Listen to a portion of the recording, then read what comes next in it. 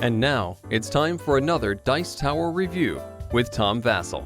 Hey everybody, I'm Tom Vasel, and today we're taking a look at Happy City, a delightful building game, it says in the front.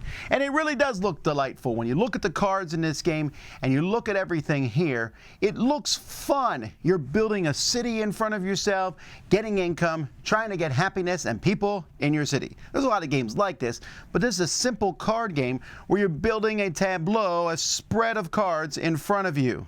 And here is how it plays. This is how the setup of a game looks. You have these three piles of buildings here, some random special buildings from a pile here, these bonus buildings, some houses, apartment complexes, and high-rises, one less than a number of players in the game, and then each player is going to start in front of them with a tableau of a single happy market card as well as some money. At the beginning of a player's turn, or each turn round, players are going to get income equal to the number of income on the buildings in front of them. So at the beginning of the game, you simply get 1. Then if there's any cards face up here, you may discard one of them.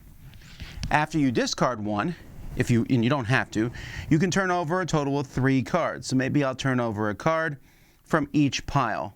Or maybe I want 1 from the top and 2 from here. It's up to you, but you're going to turn over cards, so there's 3. Then players have 3 options. They can buy a card, and the costs of all the cards are here. So 2, 5, or 5. The office building repair shop have the same cost. Here it is. The zoo costs 8. On the back of the card, it shows you the costs of the card. You can decide not to buy a card. If you don't buy a card, you can just take a coin from the bank. You can buy one of these residence cards, the green ones over here, for 1, 3, or 6. And then optionally, if your city has the right buildings in it, so let's say I have 2 blue buildings, which the Dino Park requires, I can take this and put it in front of me. Now, why are you buying buildings? Well, some buildings are going to give you more income to get more coins. But you'll also notice that some give you citizens. This one gives you 1. These all give you 3.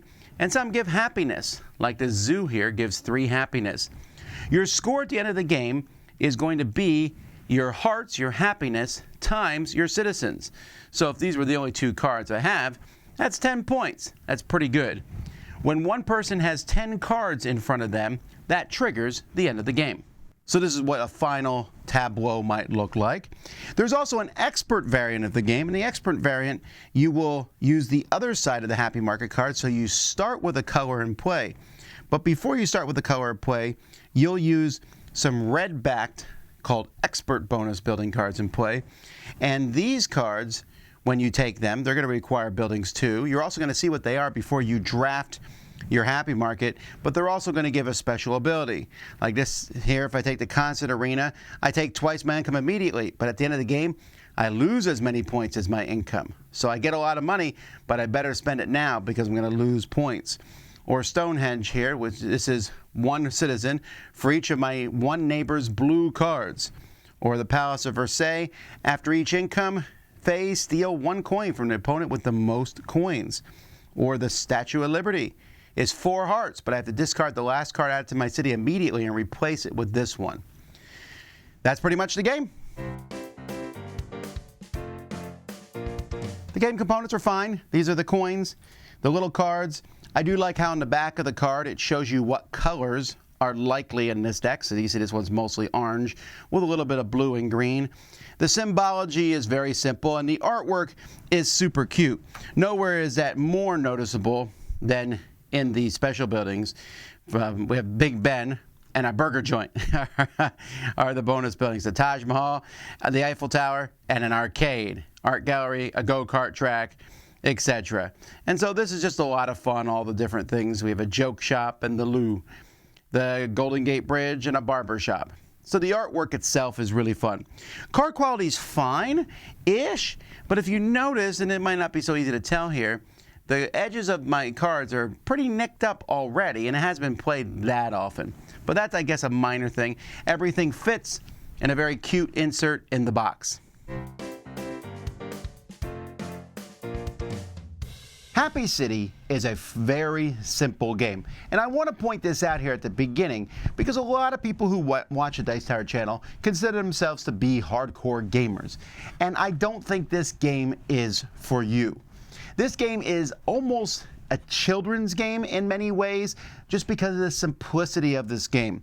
Happy City, as I said, is a tableau builder, which is a fancy, I only ever use that word when I'm talking about spreads of cards in front of you in board games. But at the end of the day, it feels similar to what we call deck builder games or whatever, because you're putting cards. The cards are going to give you income and points. And you have to sit there and decide whether I want the money or the points as I'm turning these cards over, deciding which to buy, and trying to figure out the multiplication. The multiplication itself is the only thing that stops it really from being a full-blown kids game because, you know, just that other than that, there's not a lot of problem. You sit there, you get money before each round, you can spend money, buy it, it's easy, it's simple. Now, I say all that, but I do want to be clear, I think the game is fine. I'm giving this game a Dice Tower approved, and I say that now because I don't know that the game is necessarily for me. I liked it fine, but I also felt like, oh, it's over. Once you have 10 cards, you're like, wow, the game's over pretty quickly. But for a lot of people, and for kids, when I tested this out, it worked well. Universally, gamers said, oh, it's okay, I want it more. So be aware that that's what's in the box here. Happy City is a fine game. It's pretty, it's delightful. I mean, it says it here. Delightful. They're not lying. And you get to make some choices like, do I want to buy something that gives me more money now, or do I want to start going for points? Usually you want the money stuff early to switch over for points. And if you do that, then you can say, oh, now I want to try Dominion or Race for the Galaxy or Clank or any of these other games that have these kind of cool things like this. But this one is a good intro to that. This is a good game that I'm really glad that GameRight is going to sell in mass market stores, that people will pick up off the shelf and play and say, it's pretty solid. The numbers work out. It's fast. It's funny. You can play the expert bonus buildings and be like, oh, we're playing the advanced game. Woo-hoo-hoo. I mean, they're not that complex.